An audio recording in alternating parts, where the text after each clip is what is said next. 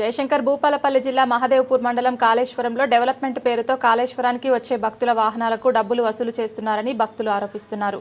వేములవాడ, కొండగట్టు, తిరుపతి లాంటి క్షేత్రాలలో ఎలాంటి వసూళ్లు లేవని, కేవలం కాళేశ్వరం క్షేత్రానికి వస్తేనే డెవలప్మెంట్ పేరుతో ఒక్కో వెహికల్కి 100 రూపాయలు వసూలు చేస్తున్నారని అన్నారు. డబ్బులు ఎందుకు ఇవ్వాలని ప్రశ్నిస్తే తనపైనే దాడి చేయడానికి ప్రయత్నించారని మంచిర్యాల జిల్లాకు చెందిన పలువురు భక్తులు ఆరోపించారు. నాకు ఒక గుడికి రావడానికి నేను ఎందుకు కట్టాలి డబ్బు? నేను వేములవాడలా తిరుపతిలో ఉన్నదా ఈ వసూలు? ఇక్కడ ఎందుకు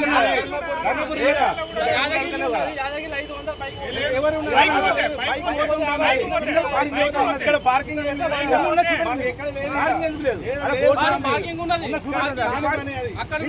లేకపోతే మమ్మల్ని అడుగు.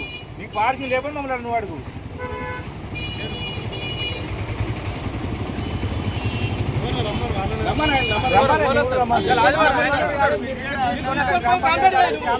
कलेक्टर कंप्लेंट आई, कलेक्टर कंप्लेंट आई, ग्राम पंचायत कंप्लेंट आई.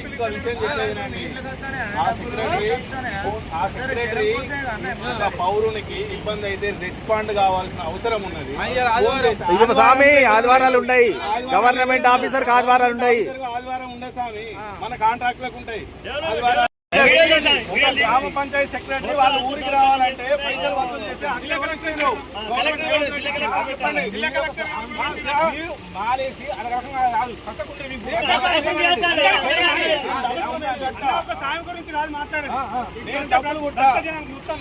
డబ్బులు కుట్టా ఎందుకు పెట్టాలి నీకు 100 రూపాయలు? వేములవాడలో కడుతున్నారా?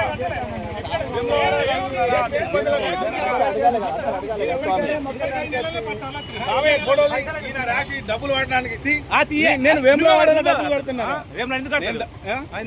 వేములవాడలో ఊరికి రావడానికి డబ్బులు కడుతున్నారా? దౌర్జన్యం చేస్తున్నావు. చేయి ముట్టకు. ఈ సెక్రటరీ ఎవరు? మీరు సెక్రటరీ?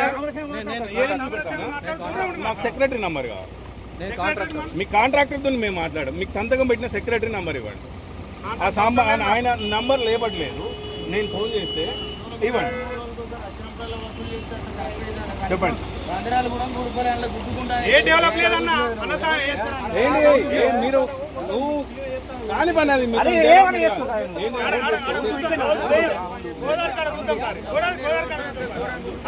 తీసుకునే వాళ్ళు కూడా మళ్ళీ దౌర్జన్యం చేస్తారు.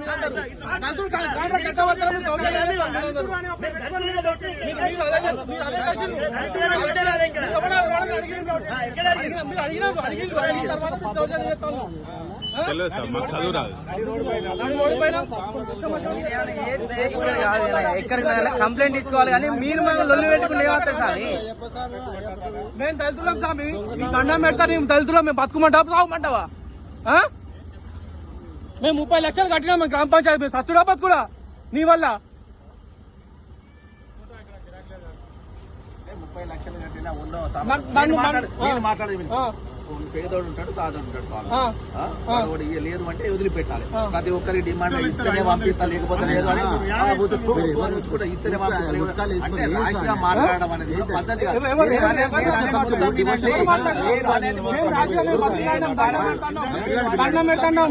మేము కాలు మొక్కుతాను, నన్ను మొక్కించుకుంటాను. నువ్వు అందరూ నన్ను మొక్కించుకుంటాను. కాళ్ళు మీరు అందరూ నన్ను మొక్కించుకుంటాను. కాళ్ళు మొక్తా మా కాంట్రాక్టర్ నాశనం చేయకుండా స్వామి. దండం పెడతా. మీరు అందరూ మీ యాక్టింగ్ బాగుంది స్వామి. ఇక్కడ యాక్టింగ్ బాగుంది స్వామి. మీరు బాగున్నది, మీరు బాగున్నది.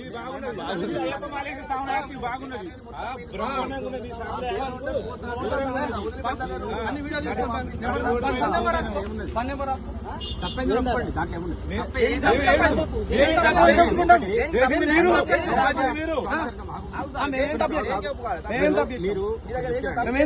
కాళేశ్వరం ఎందుకు వస్తారు? ఇంత గుట్కాలు వేసుకొని స్వామి మొత్తం పడితే అది మీ రెస్పాన్సిబిలిటీ.